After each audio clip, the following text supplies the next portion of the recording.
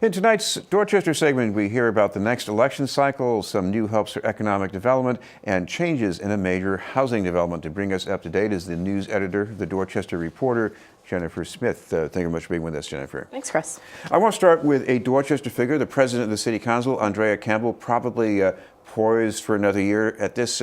What's she looking ahead to?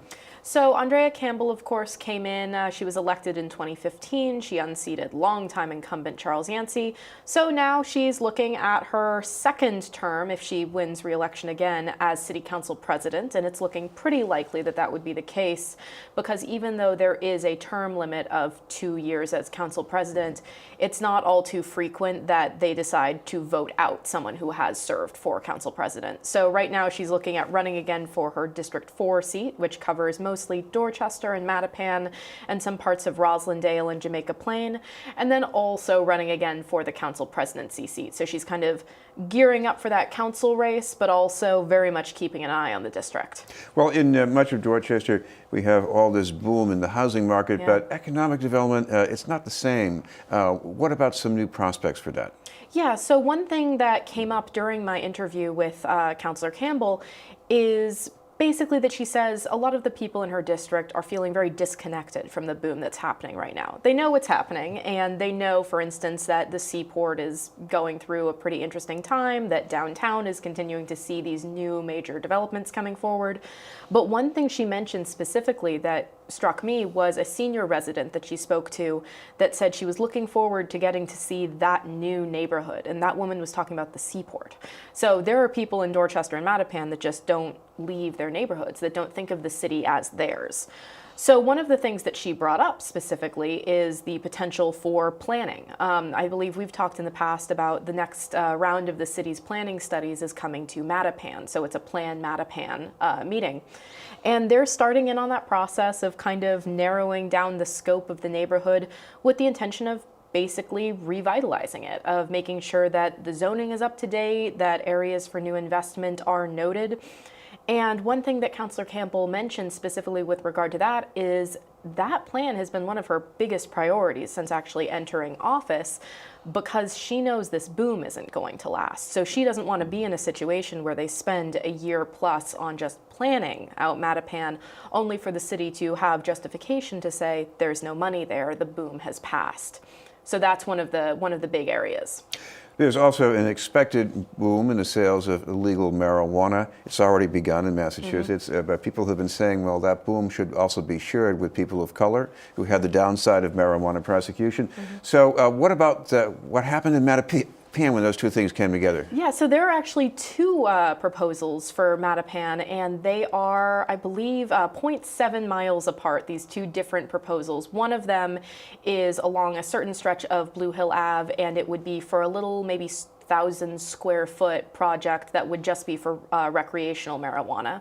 And so that actually went to a public meeting relatively recently, where you see a lot of the same issues that come up across these meetings, which is, yes, this is a legal industry now, and yes, most of Boston actually voted for it by a substantial margin. I believe it was 62% citywide voted to legalize, but especially in communities, as you mentioned, that have been impacted by pretty zealous drug prosecutions and have been damaged by the kind of underbelly market of the drug industry, there's still a lot of skepticism around it. So there's concern over whether or not people basically even want these in their neighborhoods.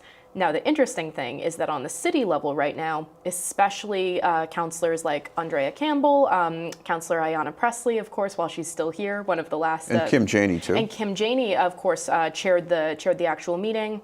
And many councillors are pointing out, especially those that represent communities of color, that this industry has the potential to shut out the communities that have been disproportionately impacted by it negatively in the past, because a big advantage goes to those who already have capital on hand, who can acquire property, who have a business plan, who already have an in with distributors and growers. And they can't get capital from banks. Exactly, they can't get capital from banks, yes. So there are some possible arrangements now with some credit unions that may be willing to actually engage with it.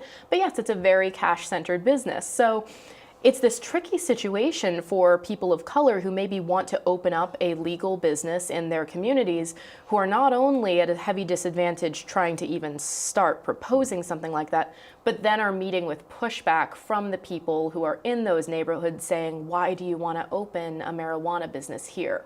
So there is that one on Blue Hill Ave, and then actually former City Councilor Tito Jackson is the CEO of another marijuana company, and he is proposing 0.7 miles away from that one, so outside of the buffer zone, so technically they could both open, a medical and recreational dispensary. So there is this discussion as well, because he actually testified at the hearing about whether or not that half-mile buffer itself might not be fair to communities of color who have fewer commercial districts in the area. So if, for instance, someone were to drop a recreational dispensary in the middle of Mattapan Square, nothing else could open up for half a mile around Mattapan Square. So that one business would kind of have to be the tax-generating marijuana business in the neighborhood. This is Jennifer Smith from the Dorchester Reporter, and you're listening to BNN TV. Jennifer, another thing, you got a big housing development, the DotBlock. They have come out with some changes in the plan. Something's added, something subtracted. What's going on? So this DotBlock proposal may sound familiar because we've been talking about it for 3 years or more at this point. And this is pretty much poised to reinvigorate this very disused area of Glover's Corner. There's going to be housing, there's going to be retail. There was going to be a 5-story parking garage. And now that Hong Kong billionaire Gerald Chan has actually purchased that and come on as the primary investor, they took about a year, reassessed the plans, and they're going to put all the parking underground now. And so part of what's going to happen with this one is they're reshuffling the retail component of it. So they're no longer pushing for, say, a supermarket, but aiming more for neighborhood retail, and basically upping the unit count to compensate for the fact that they've got a bit more space, and also adding in some green space. One thing I would note actually with regard to that supermarket, because that was the one thing that got a bit of pushback when this new proposal was floated at the Columbia Savin Hill Civic Association, is people liked the idea of the parking being underground, they liked the idea of the green space, but some felt they had been promised a supermarket. For instance, the closest one, if they don't want to go all the way up Dorchester Avenue to Dorchester Market, is the Star Market that's over across Savin Hill. It's not really a fast walk.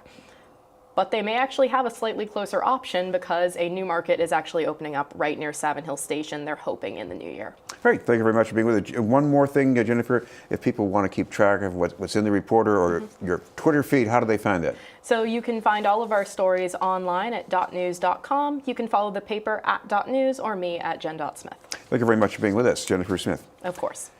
That's our report for tonight. You can watch us daily on BNN TV. That's Comcast Channel 9, RCN 15, and Verizon 1961. To watch the show stream live or from the archives, just go to bnntv.org. You can also get us on radio, WBCA 102.9 FM. In the meantime, you can also look us up on Twitter at news_BNN or on Facebook at Neighborhood Network News. I'm Chris Lovett. Thanks for being with us.